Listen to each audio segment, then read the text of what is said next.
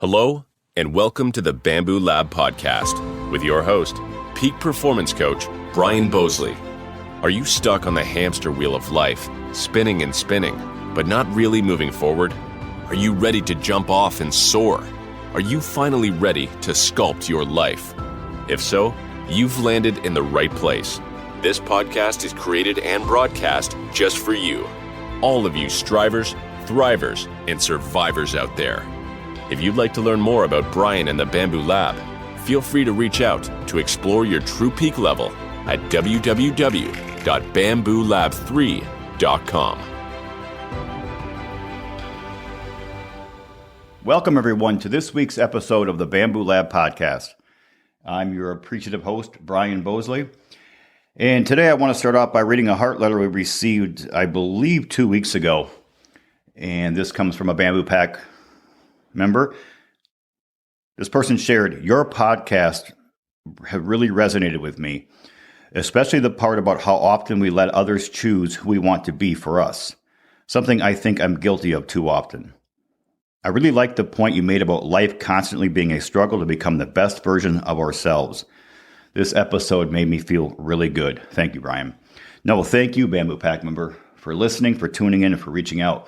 In fact, I want to take the time right now to thank all of you who have taken time out of your busy schedules and reached out to us during the course of the week. We get dozens and dozens of messages every day from all of you amazing people. Obviously, I can't read them all on air, but I do, in fact, read every one of them. They're all saved in a file, and I appreciate every bit of advice we get.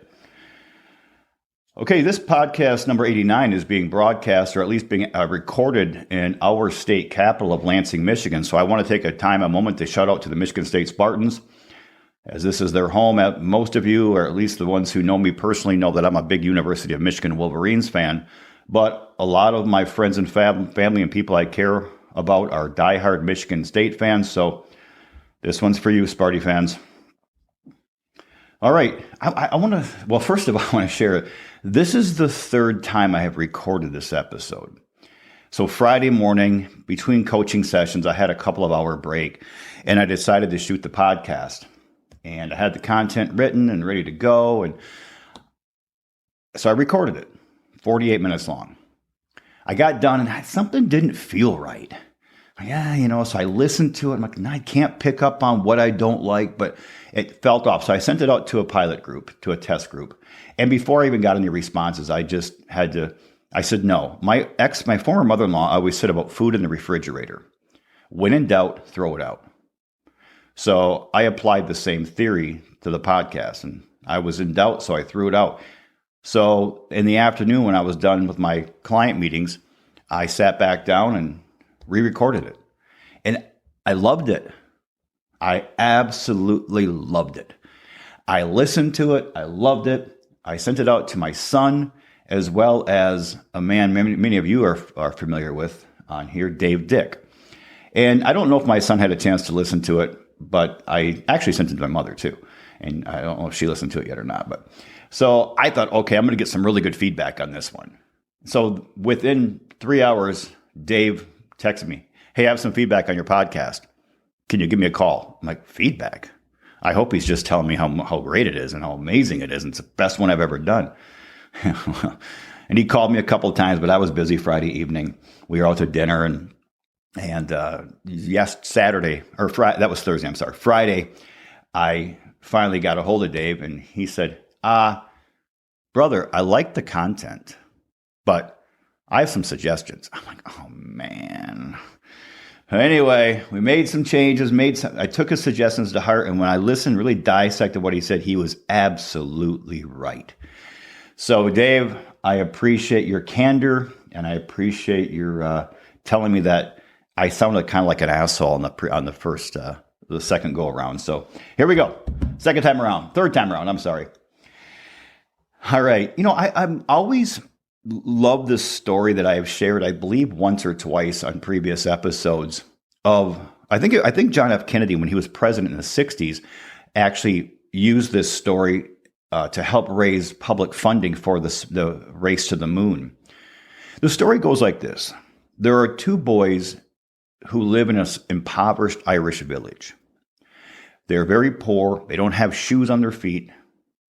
But what they do have is one boy has a derby that he wears. I believe it was a family heirloom passed down from his grandfather. It's a cool little Irish derby. He wears it proudly. It's really his most prized possession because it kind of is his only possession. And every day, these two young boys, they frolic through the Irish hillsides. They climb trees. They skip stones. They, wade through the streams. And every day they come across this massive stone wall. It's incredibly high and miles wide. And they know intuitively that there's just something better on the other side of that wall. They don't know what it is, but they know there's something there. And every day they look up at the wall and then they kind of put their head down. They walk away defeated. Over and over and over they do that. And finally, one particular day, something strikes the boy with the derby. As they're standing there, hands on their hips, looking up at this wall, he tears his derby off his head and he tosses it over. Then he looks at his friend and he said, "Now I don't have a choice. I must scale the wall." And that is the essence of today's episode, is scaling the walls. And what we're particularly talking about here is scaling the walls of mediocrity. I've learned a lot of things in my life. Some good, some bad. But I've learned the things that I've learned primarily because I've really tried hard to keep my eyes open. Because learning is a challenge. Learning is an inconvenience. It really is. In his groundbreaking book, Robin Sharma, his book, The 5 a.m. Club, I would highly recommend everybody read. Fantastic book. Robin Sharma says that, I love this quote, "Victims love entertainment. Victors love education." I don't think anything can be more true. And I'm not going to harp today necessarily on just entertainment, but I want to focus for a minute just to help us as humans understand what he means by that. I always recommend to people, if you took all of the TVs in your home and put them in a pile, and then took all of the books in your home and put them in a pile, which one is larger? Which one is larger? That tells us, that will tell you a great deal about whether you seek entertainment more than you seek education. Now, it's symbolic. I get that. We can get education from more than just books. We can get it online through magazines, through training sessions, videos, or better yet, hands-on experience. But it's a good metaphor to consider, is how much do you value entertainment versus how much do you value education? Because as we move forward in life and we strive to scale that wall to overcome mediocrity and find that better land, that better version of ourselves, it's a very important question to ponder. Education or entertainment. And you might even think of entertainment not just as what we're going to go through here in the next couple of minutes, but also any form of activity or thought, behavior that we do just because we're trying to escape reality. So entertainment may not just be social media and television. It could be drugs or alcohol or procrastination, wasting time, whatever it might be. But I want to go back for just a minute and talk about entertainment for a minute in its core sense, okay? In its core sense. Because when you look at most entertainment, I'm going to talk here, television, social media.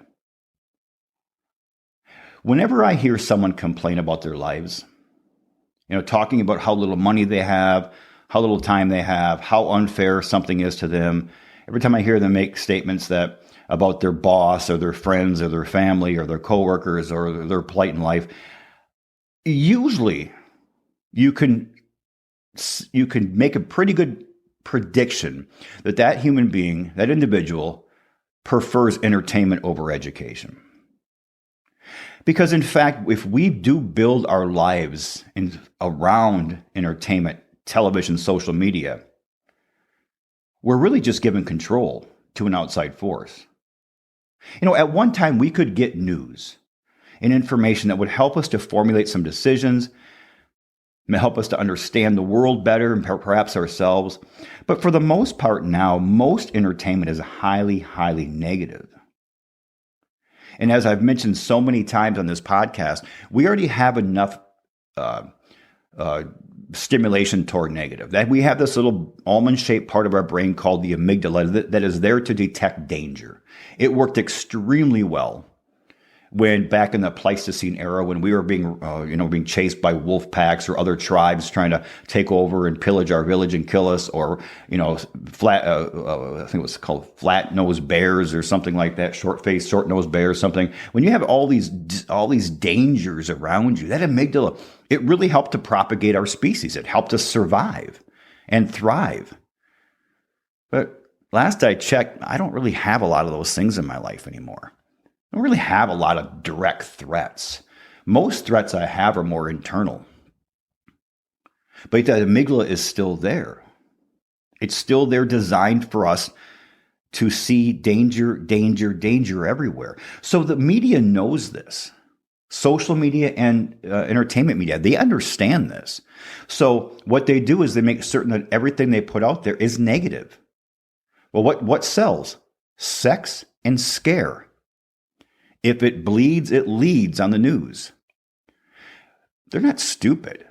They know we're drawn to that on a consistent basis. And I really don't, I feel bad because I'm not just speaking to you. Man, I don't watch a lot of television. In fact, I had a TV for 3 years. I never even plugged in until maybe 6 months ago. I bought a new one and plugged it in. I don't really watch it, but I can be a slave to social media. Facebook is one of my big problems that I'm working on overcoming. And if it wasn't for my business, I would completely get rid of all social media. It would be very challenging, but I know that if I did that, if I just erased every account, my life would be better. So I'm working on that one. That's why I'm sharing kind of the things I've learned on that. And so one of the things that I think is when we allow media to run our lives, to control our lives, we have given mastery over to them and we have become enslaved by them. And that's really dangerous. I want you to think about this right now for just a moment. The average American makes $27 per hour, roughly. The average American also spends roughly 27 hours a week watching television and 16 hours a week on social media. That was a study. I just read an article by, let's see here, I already forgot his name, Josh Howarth, and he talked about some statistics here. Average American spends average person, this isn't just America, 2 hours and 27 minutes a day on social media. We check our mobile device 159 times a day. Users will spend 4 trillion hours on social media this year. What? That's crazy. Wow. That's insane. So you think about that kind of addiction that we get. So just think about that right there. 27 hours of television, 16 hours of social media. And really that number sounds low for social media. It really does. That's 43 hours a week. We hand over our lives to media. Wow. And when most media is designed to be negative or scary or divisive, wow, man, that's a dangerous route for us to take. And going back to the stack of books versus the stack of televisions in your home, that is simply symbolic. Because if we want to scale that wall from mediocrity to living our best lives, we have to really take this into account. Whenever people tell me I don't have time to read, or I don't have time to start that side hustle, I don't have time to find the love of my life, I don't have time to do the things I love like paint or create, I don't have time to spend with my loved ones. I can say, yeah, you do. You have 43 extra hours a week. What could you do with 43 hours a week? Okay, let's just cut that in half. Let's say you're not as much of a user as most people. Cut it in half. You have 40 or 22 hours a week. If you're twice as, or you only use half as much of the media that the average person uses, that's still 22 hours a week. What if you only use a quarter of the amount? That's still 11 hours a week. I mean, can you imagine what you can do to increase the level of enhancement and performance in your life? I mean, it's astronomical. I mean, you can still watch 30 some hours a week of TV and social media and still have 11 hours to do other things. I mean, the stuff boggles my mind. So I want to continue on with this because I think when I look at like Hollywood and mass media, they prey upon our weakness. They prey upon our addictions and our poor habits, and they don't give one shit about us. They don't care about our mental health, our future. All they want is ratings, whether it's entertainment media or social media. They want to sell advertising to companies that then those people prey upon us.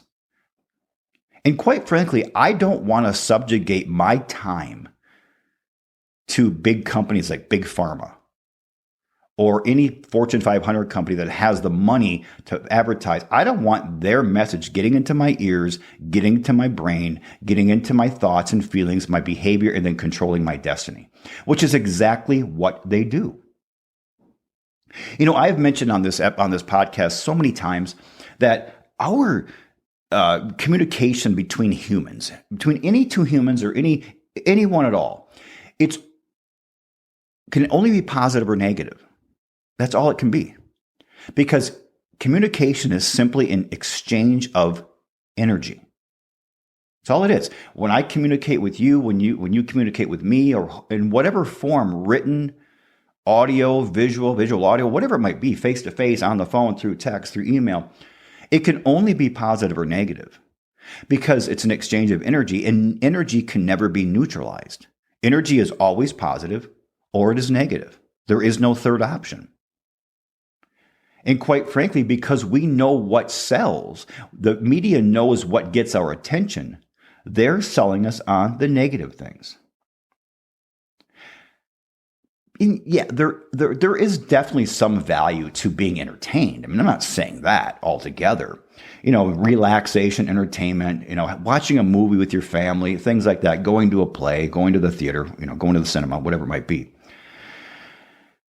But most of that, what we consider relaxation, is really negativity being shed upon us. Studies have shown that watching television really doesn't relax us. It does to a certain point, but then after a while, all it does is increases the chemicals in our brain that make us more stressed. Because what it does, and social media does this, entertainment media, it kind of causes us to compare our lives to others. It forces us to see the negative and kind of the toxic events of the world. And because our brains have this amygdala and it's designed to be scared and lazy, it picks up on these not so subtle cues and then it exemplifies them into existence. There was a University of California, Berkeley study done a few years ago that showed that we as human beings, for every one positive thing we notice out there in the world each day, we notice 9 negative things. For every one positive, we notice 9 negative things. This is disastrous. It's disastrous for our mental health because if you're being bombarded by 9 negative to every positive, you start to slowly over time seeing the world as this incredibly dangerous place. And you see this on Facebook where people say, this is what's wrong with the world today. They've been saying that for 1,000 years. What's wrong with the world? The world's no worse off. The world is far better off than it has been in almost every statistic across the board. But yet, because the media tries to sell this negativity to us, because they're smart and they need to make money and they know what sells, because they do that, we pick up on it and we exemplify it more. We exaggerate it even further. So there are a couple of things. There are 3 things that I'm going to recommend to do that can help dramatically for us to turn that ratio around from 9 negative to 1 positive, and flip that around. The first one is start a gratitude journal. I've mentioned this before in episodes. I laughed at this idea. I scoffed at it for decades. I'm not doing a gratitude journal. Come on, this is ridiculous, blah, blah, blah. And I started doing it about a year ago. And it has changed my life. What I do in the morning, 6 days a week, I don't do it every week. I usually don't do it on Saturdays. Is 6 days a week, I get up in the morning, I do a little journaling, and then I write down 5 things that I am grateful for at that moment. And it can be, the warm cup of coffee in my hand. Lately, it's been the birds singing. It can be spending time with a person I love dearly. It can be the fact that I FaceTime my little grandson, Jack, and he's now speaking more, hearing him speak more words. It could be the fact that my dog is on my lap. It could be a number of things. It's whatever you feel thankful for at that moment. There's no size limitation or maximum or minimum, just whatever you feel happy about at that moment. You start to rewire your brain. You start to give your brain marching orders, because when you document something, when you start looking for something, you start seeing something. So you start seeing more of the good. The second thing that helps a great deal is physical exercise. Getting out early in the day is, if you can, if not, sometime in the day, a walk, a run, go lifting, do yoga. Just get out there and give yourself a minimum of 20 minutes a day of some type of physical exercise. When you start releasing those chemicals in your brain that make you feel euphoric, man, it's so much easier to see beautiful things in this world when you feel happy. Even if it's just for an hour or two a day that you feel happiness, you're going to notice a lot of beautiful things out there. And a third thing we can do to help turn that negativity around to positivity is practice random acts of kindness. At least once a week, do something kind for someone randomly. Hold the door and look them in the eye while you're doing it. When you're checking out at a grocery store, even if the cashier is in a bad mood, start talking to that person. Tell them that you hope they have a great day. Ask them how their day is going. Even picking up litter on the side of the street or sidewalk, doing something at least once a week. When you do that, you start noticing the good in the universe. Notice, number one, you notice the good in yourself. And what's so beautiful is when you start doing those random acts of kindness to a specific person, like the cashier holding a door, they usually always respond in a positive way. When your cashier's in a bad mood and they don't talk to you and you walk away and you grumble at yourself, well, that person shouldn't be working in the public, and you walk out, now you have one more negative interaction, and you chalk that up to that's humanity. That's the world today. But if you start talking to that crabby, grumpy cashier, and most of the time they're going to open up and start talking back and being friendly, you walk away now with one more positive interaction, and you say, that's actually how the world is today. Victims love entertainment. Victors love education. So the question we have to ask ourselves on a consistent basis is, are we a victim? Are you a victim, or are you a victor? And really don't blow through this question with a giggle, because really how you choose this holds a strong grip on all aspects of your life: your wealth, your body, your mind, your family, your spirit. And why would we ever give over the time and energy that we have to some collective or some organization like media? All right, things that I've learned in my life really have shaped this path that I'm on. And this path that I'm on, I'm telling you, it's not always good. I mean, it's sometimes it's terrifying, sometimes it's depressing, sometimes it's exhilarating and extraordinary, and sometimes all within the same day. I've learned that evil exists. I have learned that. I've learned that it can be found in the most innocuous of places at times. It could be sometimes it can be found in the smile of a loved one. In even sometimes in the seemingly good intentions of a role model in your life. It can be found in the collective masses of ignorance and subjugation, and it can be found, there's evil out there. That's the bottom. It lurks and it preys upon us when we are most vulnerable or when we are unaware.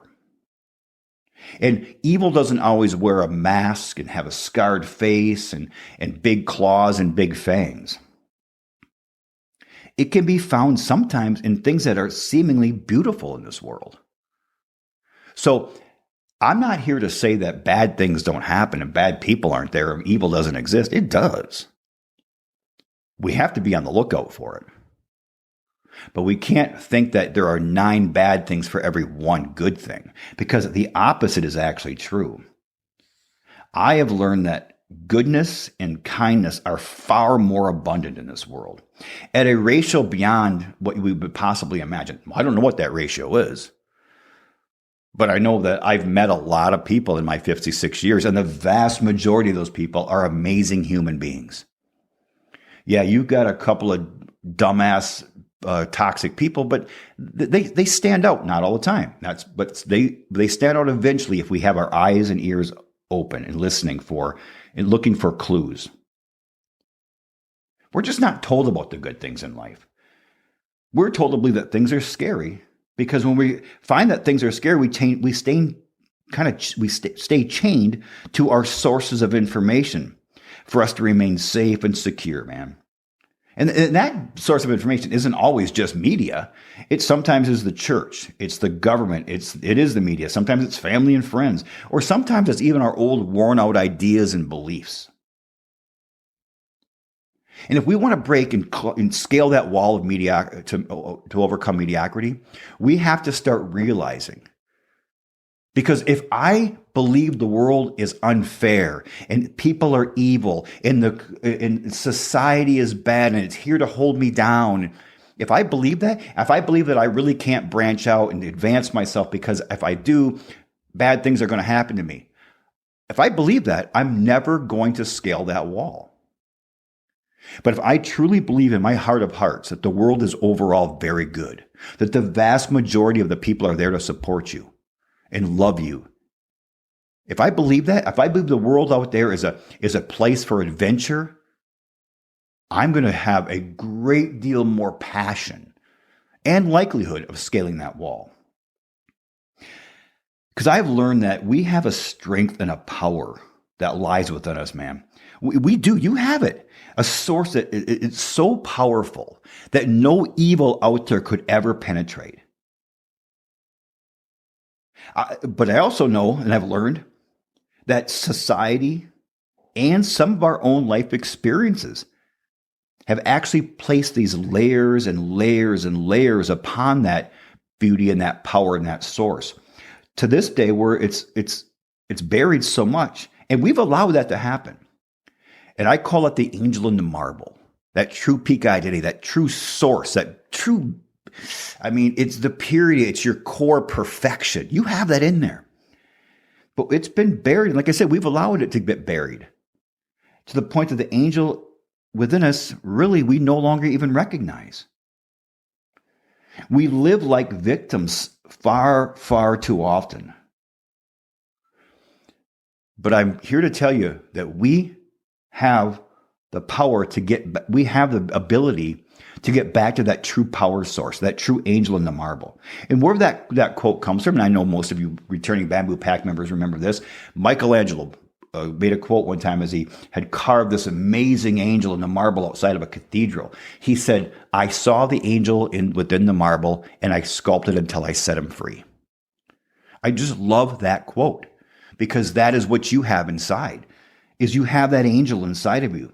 So now it's a matter of picking up the chisel and the hammer and chipping away at all this falsehood around you that's been created and forced upon you throughout your life. It takes a lot of dedication. It takes a lot of strength and courage and grit to keep that chisel and that hammer in our hands on a consistent daily basis. It really, really, truly does. But it's in there. And when you start chiseling it away, you start seeing that beauty within you. You start finding this new strength, this new power that you had no idea was there. You had it when you were born, but sometime along the way, man, other people, sometimes through good intentions, family, friends, parents, media, teachers, co-workers, bosses, whatever, some of our own life experiences, we have over the time put this useless layers of marble over top of this amazing purity, this amazing source of power, this angel, to now we are completely unrecognizable. but it takes effort, and it's going to take pain. And one thing I've learned in this life, another thing I've learned, I should say, is that there are only two types of pain in this world. We as human beings, we try so passionately and proactively to avoid pain. Why? You can't avoid pain. Pain is a constant in our life. It never leaves our lives. So it's not a matter of trying to avoid pain. It's a matter of choosing the right pain. And the two types of pain in this world are the pain of hard work and the pain of regret. There are no third options. When we choose the pain of hard work, let's use the example of getting up in the morning to work out. A cold day, 5 o'clock in the morning, because now you are a part of Robin Sharma's The 5 a.m. Club. Go, like I said, read the book. You get up the alarm goes up at 5, it's cold outside, you're under a warm comforter. And if you choose the pain of hard work, and you get up and threw your clothes on and step outside, guess what you're rewarded with? A blast of cold, a tired body. You start that run, you are rewarded right away with pain in your knees, pain in your hips, pain in your ankles, pain in your back. Your lungs and heart were overworking, taking deep, cold breaths. Pain. That's the instant reward of pain of hard work. But what if you do the opposite? You decide, you push that snooze button and you stay in that warm comforter. You hear that cold wind blowing on the bedroom window. Well, yeah, you're rewarded right away. And you're rewarded with comfort and security and safety. No tired lungs, no sore knees, no cold wind in your face. You can see why it's so tempting to stay in bed or to not do the thing that makes you a better human. But when you break this down, that pain of hard work of you going outside and getting that run in the morning, that is a pain that you feel immediately. But the beauty of it is, it's a building pain. It's a pain that over time dissipates into an incredibly great reward.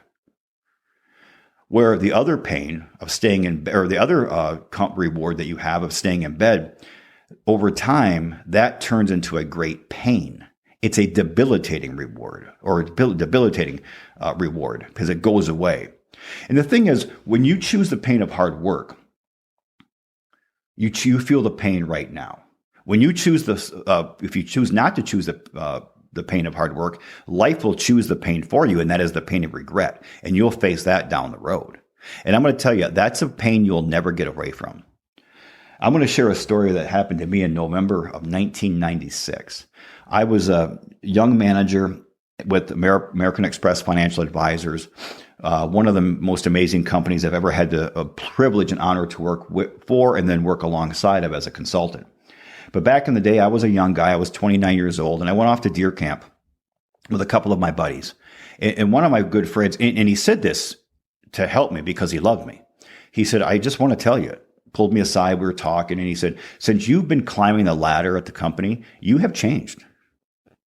And he wasn't meaning in a good way. I had changed.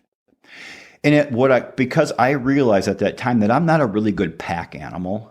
Most of the time, I'm good at being a lone wolf. I like to spend time alone. I like to create things on my own. I like to get people's advice and pull people in when needed. I like to be parts of teams when it's necessary or important. But for the most part, I'm not a really good team guy. And I know that, and I'm okay with that. It's just the way I'm wired.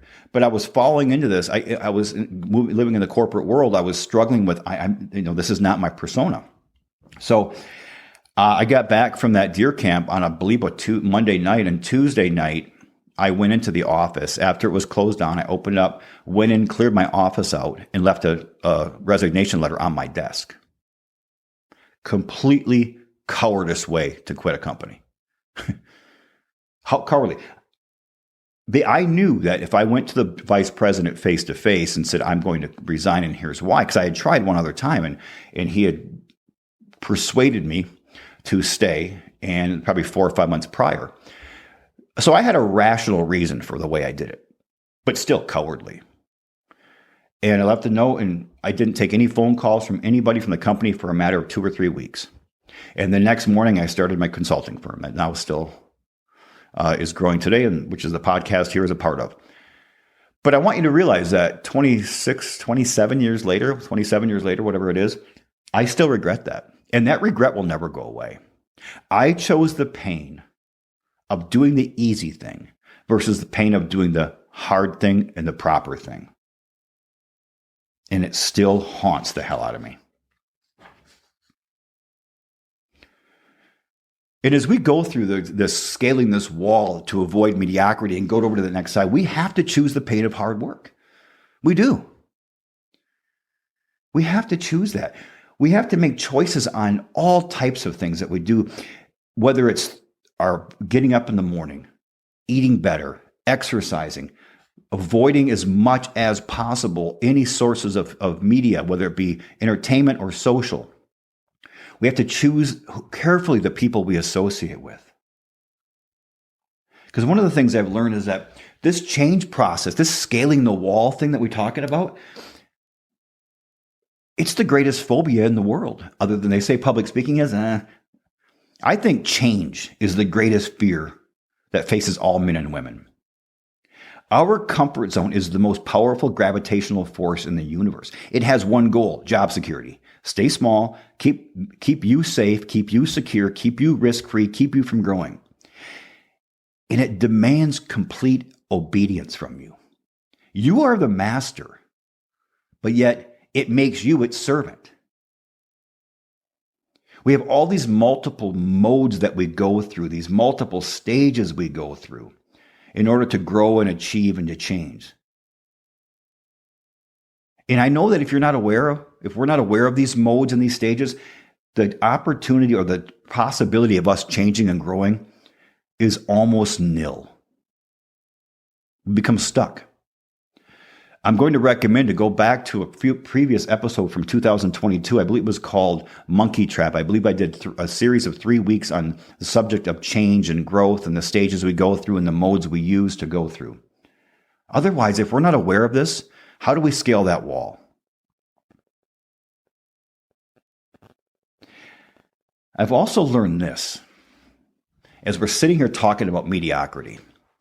And I have learned that there are multiple tools that people have chosen in order to commit suicide. It's a very touchy subject, very sensitive, very sad subject. But the gun, the noose, sometimes it's pills, sharp objects, sometimes it's, bridges that people have used to commit suicide.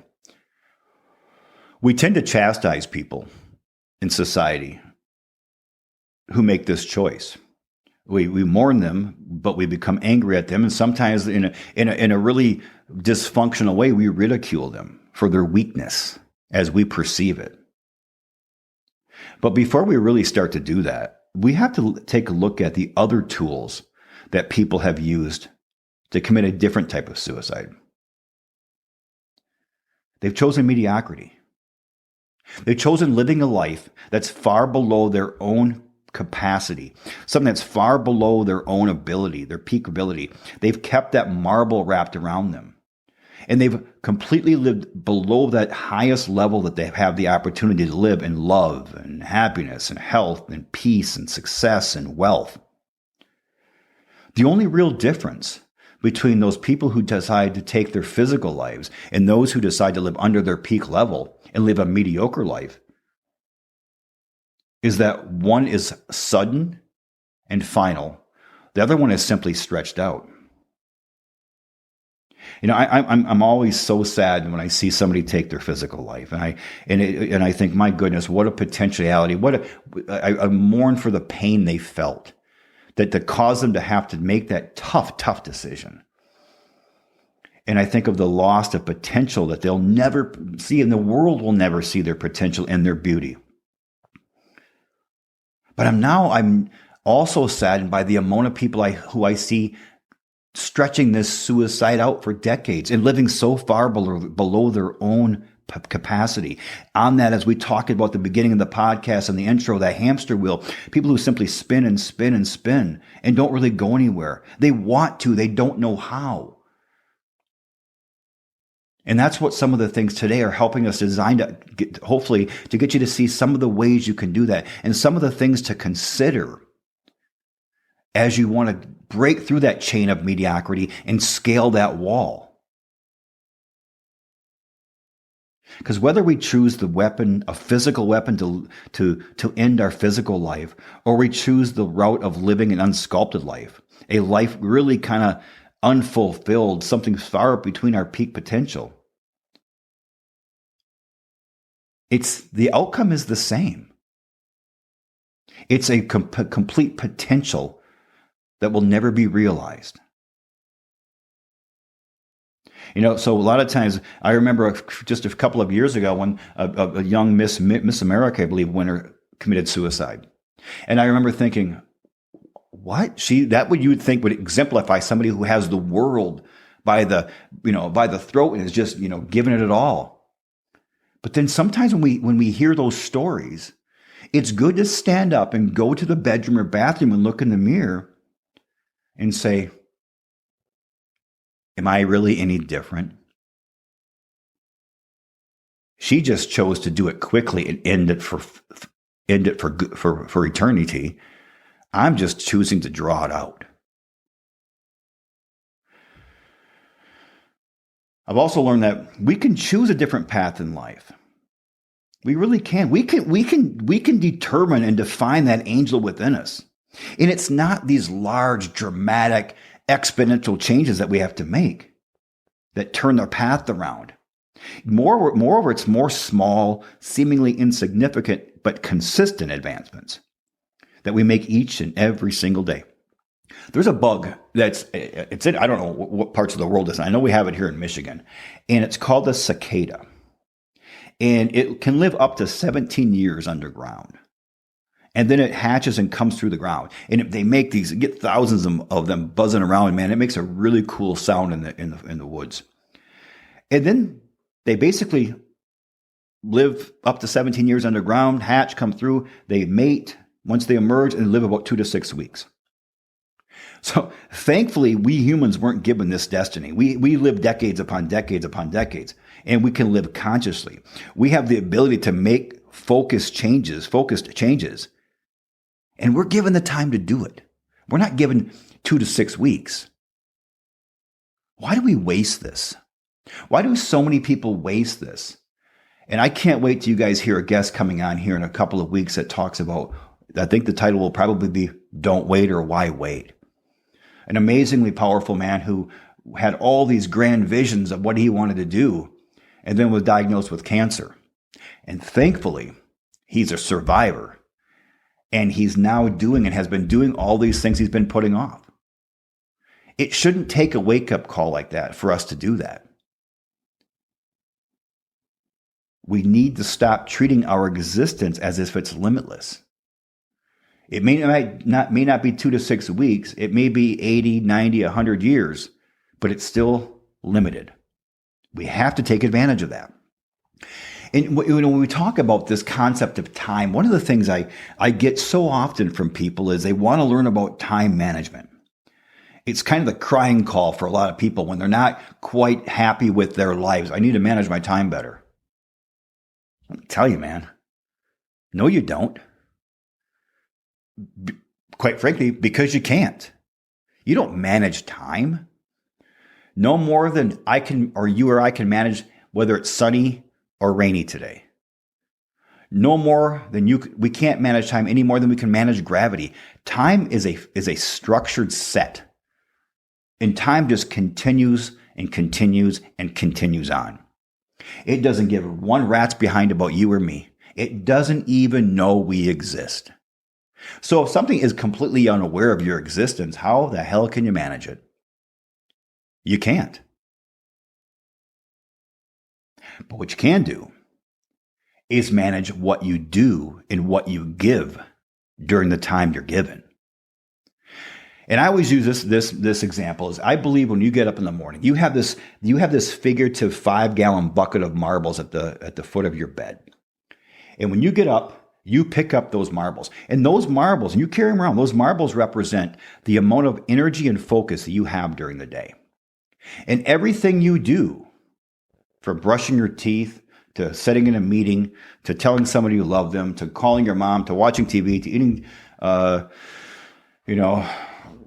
health food versus, junk food, or whether drinking alcohol versus going for a run, whatever. All the decisions you make, all the action steps you take, all the thoughts and feelings that you allow yourself to exemplify during the day. Every time you do something, you're giving a marble to that time, to that event, to that thought, to that action, to that feeling, or to that habit. And you're saying, okay, this is worth a marble. So me taking this time to speak to you is me taking some marbles and saying, okay, I think this is worth marbles. You listening in is saying, I think this is worth marbles. I could have said, no, I'm not doing a podcast this week. I'm going to go play with friends all week, and I'm going to go sit and turn TV on and binge watch, I don't know, Don't Fuck with Cats, which I just watched the other night. If anybody's ever watched that documentary on Netflix, it's creepy. Pardon the language, but that's the name of the title. You could have chosen to go do something less or more productive than sitting here listening to this podcast. But you've given marbles. You've said, this is worth so many marbles. So the idea is to take those marbles during the course of the day and use them, because those represent your energy and your focus on things that are positive, productive, and prosperous in your life. Because you can go to bed. If you go to bed at 9 o'clock that night and you look and say, oh, I still have a bucket full of marbles, that means you've left a lot on the table, that you have wasted a lot of energy and focus. But you might go to bed and say, oh, the bucket's completely empty. Great. But then the next question is wait a minute, but what did you use those marbles on? One person might have used those marbles on literally sitting down and watching Netflix all day, drinking beer, eating Doritos, ordering ice cream, or eating ice cream and ordering pizza. Another person could have went out there and did some volunteer work that day, went for a run in the afternoon, took their spouse to dinner, played catch with their son or daughter in the evening, then sat down and read with their family.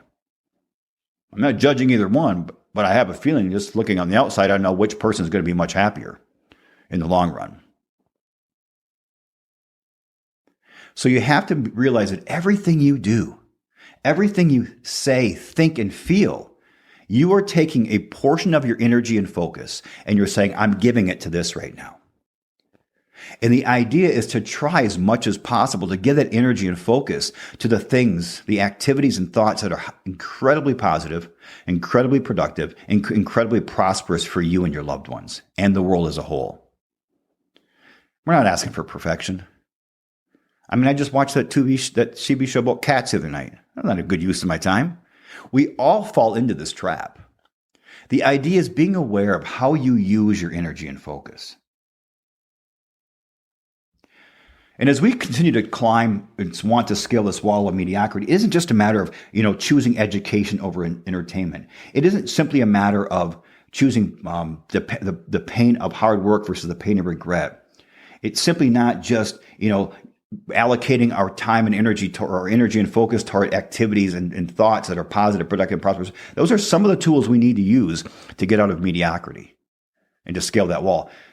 But another one is be very, very aware of the people you associate with most. Because one of the things I've learned in my life is that nothing out there will destroy or will booster your goals in life, your direction. Nothing will more so than the people you hang with. We do become a mix or an average of the people we hang with most, whether that's at home, at work, social life, wherever that might be. We become an average of the people we hang with most.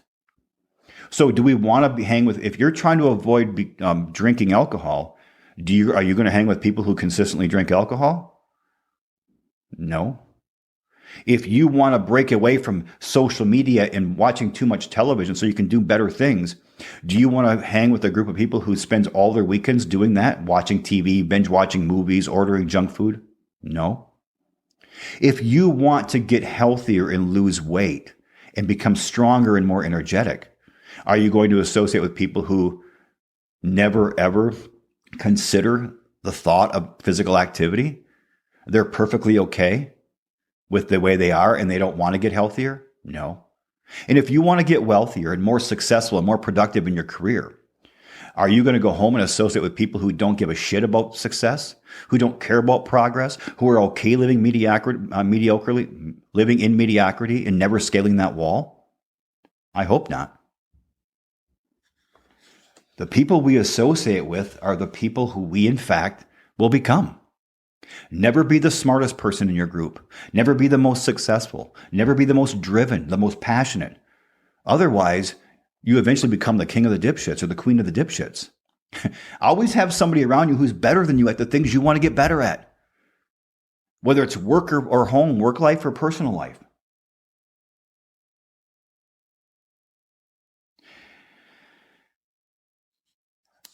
As I said, I've learned that each of us has a gift. We each have an amazing gift to give to this world. Something so unique within us that no one else shares. I don't know if it's a function of DNA. I don't know if it's the way you're raised. So whether it's nurture or nature, I have no idea. There's an argument for both sides. But each of us carries a tool and a strength and a competency that no one else dares carry because nobody else can carry it. It's only for you. It's that angel in the marble. Like I said, I've also learned that it's so buried within us. We're completely unaware of it so often through our lives.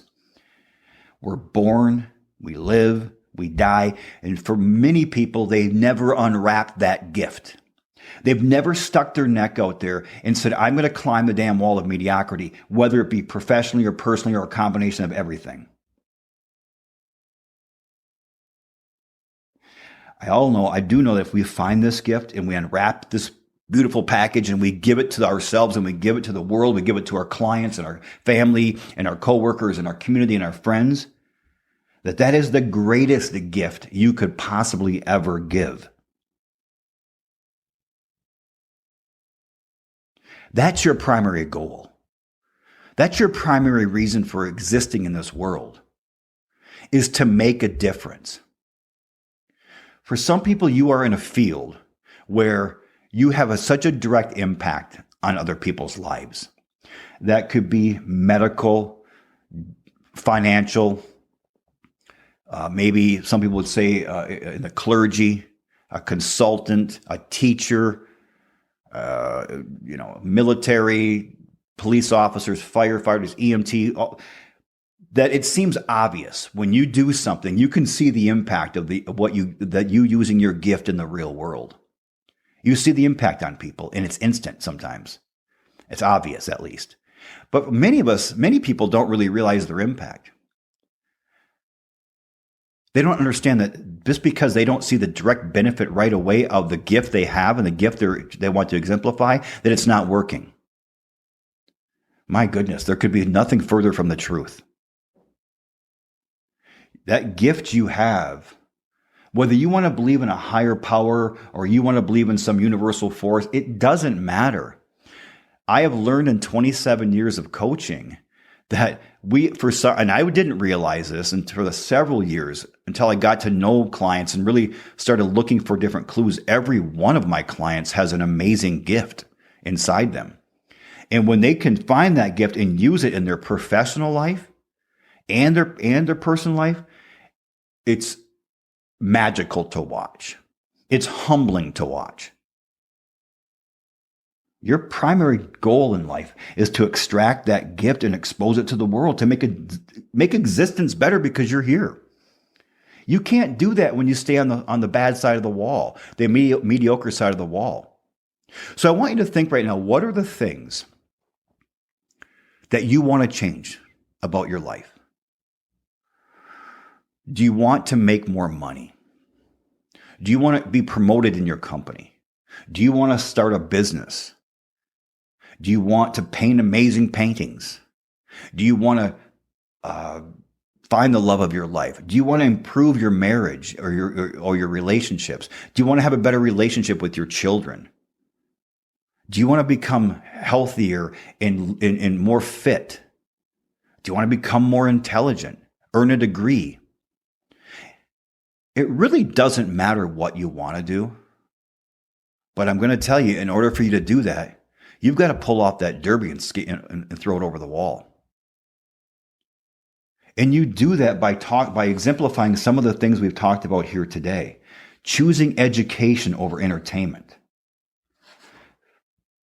understanding that you have to choose the pain of hard work, or you're going to be hit with the pain of regret. We have to understand that we can't live this unsculpted life over and over. We can't go through the motions on a consistent basis of living this unfulfilled life, because that is just another form of suicide. We have to choose a different path. We have limited time. We have to make sure that when we go through our days, that we're using our energy and our focus on things that are incredibly crucial to your own development.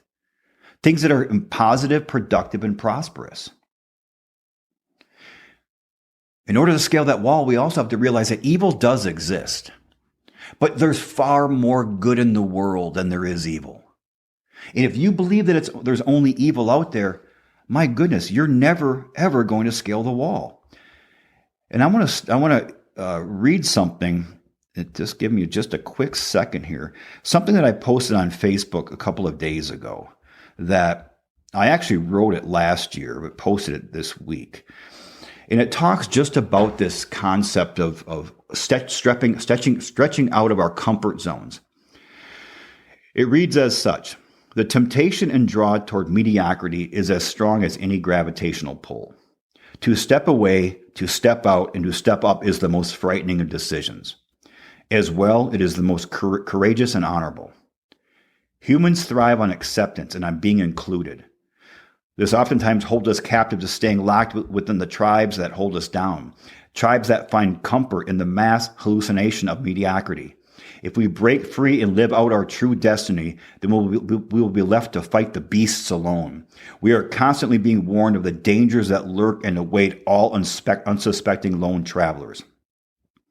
With this, we remain locked behind the village walls, safe, secure, surrounded, and yet dead inside. Don't let this hold you back. Ignore the warnings and shed the false narrative. Pick up your sword, brave your shield, and open the gates. And then step out bravely. Because beyond our self-imposed wall lies another tribe, your true tribe. The tribe that allows you to flourish, to explore, to expand. It's been waiting there all along. Welcome home. What that means is scaling that wall, throwing that damn proverbial hat over the wall, and then saying, now I don't have a choice. I must scale the wall. One final thing I've learned, and this is a key element, because this holds so many people back. I have learned that we are all leaders. Whether it's nurture or nature, we all have the ability to lead. And that's the problem with so many people, is they don't see leadership as their strength. So not only do they not lead other people, what's more damaging is they fail to lead themselves.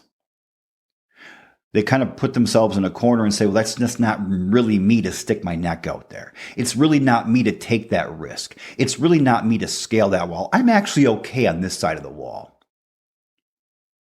Well, I'm going to tell you, I don't believe okay is the way to live life.